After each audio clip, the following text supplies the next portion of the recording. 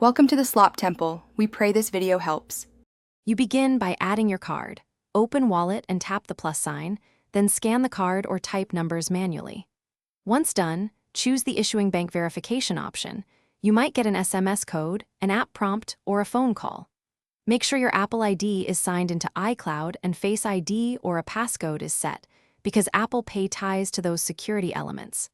This step links your card and identity, so payments are authenticated and secure.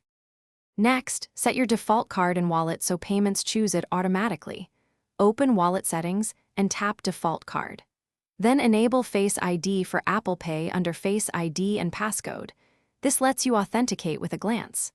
Make sure Contactless Payments, or NFC, is enabled in Settings, and test by holding the iPhone near a terminal without completing a payment yet. Doing these steps reduces friction at checkout and ensures the device. To pay in store, double-click the side button, glance for Face ID authentication, then hold the top of your iPhone near the reader until you see Done and a check mark.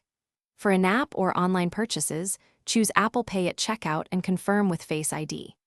If a payment fails, first restart the iPhone and try again, then remove and re-add the card if needed, and finally contact your bank. Often verification or a temporary hold causes declines, so they can resolve it quickly.